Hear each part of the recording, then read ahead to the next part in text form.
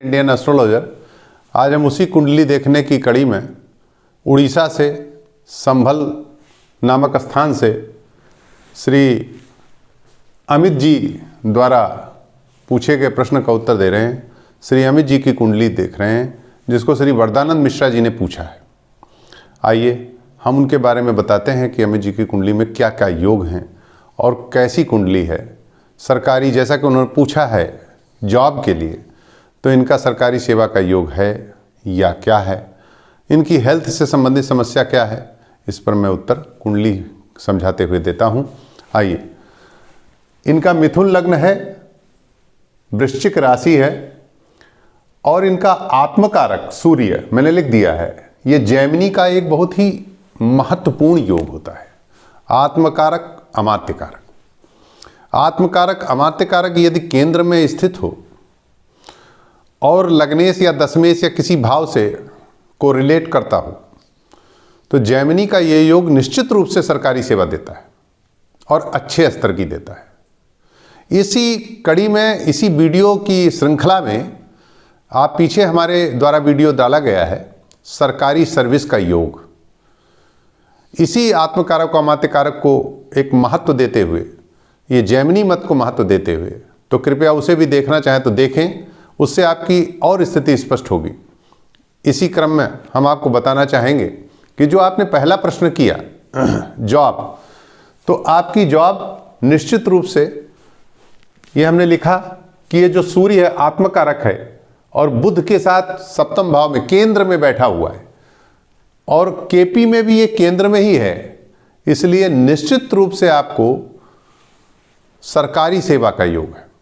और साथ ही नीच भंग राजयोग की भी श्रृंखला में इसी क्रम में हमने एक वीडियो डाल रखा है नीच भंग राजयोग, उसको भी आप देख सकते हैं।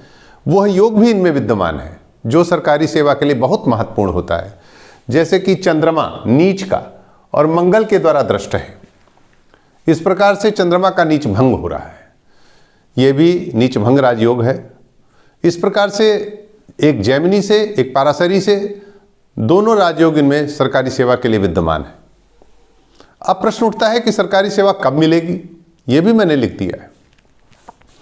मई 2024, ध्यान दीजिएगा, मई 2024 के पूर्व सरकारी नौकरी निश्चित रूप से लोअर पीसीएस स्तर, मैंने लिख दिया है, लोअर पीसीएस स्तर होगी। इसमें पीसीएस के भी निम्न पद मिल सकते हैं, जैसे एक्साइज इंस्पेक्टर है, आबकारी निरीक्षक, वाणिज्य कर से रिलेटेड नौकरी, इस प्रकार की सेवा में जाने के प्रबल योग है। इस तरह हमने इनके पहले प्रश्न का उत्तर दे दिया है। अब आइए, इनके द्वारा एक प्रश्न उठाया गया है कि हेल्थ, तो हेल्थ इनकी इसलिए खराब रहती है कि इनका बुध जो लग्नेश है वो केतु के नक्षत्र में चला गया। केतु के नक्षत्र में होने से बुध छठे का कारक हो गया, छठा भाव रोग का कारक है, इसलिए इनको आए दिन कुछ न कुछ समस्याएं लगी रहती हैं। सबसे बड़ी समस्या इनको नर्वस की है, नर्वस प्रॉब्लम, अर्थात इनको एक जो पहले थोड़ा सा घबराहट सी प्रॉब्लम या इस तरह की जो नर्वस प्रॉब्लम होती है वो भी हो जाती है। इसमें इनके बुध की डिग्री भी बहुत कम है, बुध मात्र 4 डिग्री का है, इसलिए बुध को प्रबल करना इनके लिए आवश्यक है। इसके लिए मैंने उपाय लिखा है कि बुध के केतु में होने से नर्वस प्रॉब्लम और अदर जो परेशानियां हैं, बीमारियां लगी रहती हैं, इसके लिए पन्ना ब्राज़ील का 8.5 रत्ती का चांदी में इस लिटिल दाहिने हाथ के कनिष्ठिका में लिटिल फिंगर में पहनिए बुधवार को। इससे आपका लग्न स्ट्रांग हो जाएगी। और लग्नेश जो होता है वो की प्लॉनेट होता है पूरी कुंडली का, पूरी जन्मांक का की प्लॉनेट है।